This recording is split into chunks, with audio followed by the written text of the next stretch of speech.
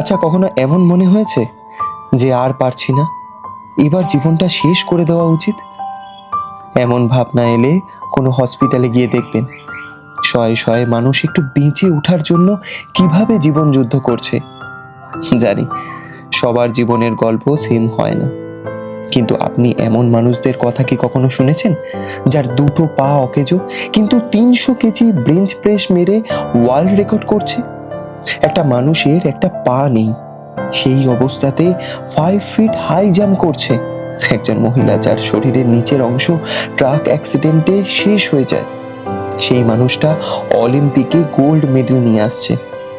শুনেছেন এমন মানুষের গল্প? আমি শুনেছি। দেখুন, স্বপ্ন তখনই শেষ হয় যখন আমরা সেটা দেখা বন্ধ করে দিই।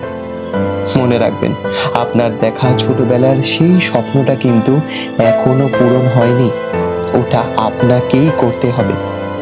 আমার মনে হয় আসল জয় অন্যকে হারিয়ে পাওয়া যায় না। জয় তখনই হয় যখন আপনি আপনার নিজের ভেতরে দুর্বল ভাবনা, যেটা আপনাকে প্রতি মুহূর্তে বলছে আপনার দ্বারা হবে না, তাকে হারিয়ে জেতার নামই হচ্ছে প্রকৃত জয়।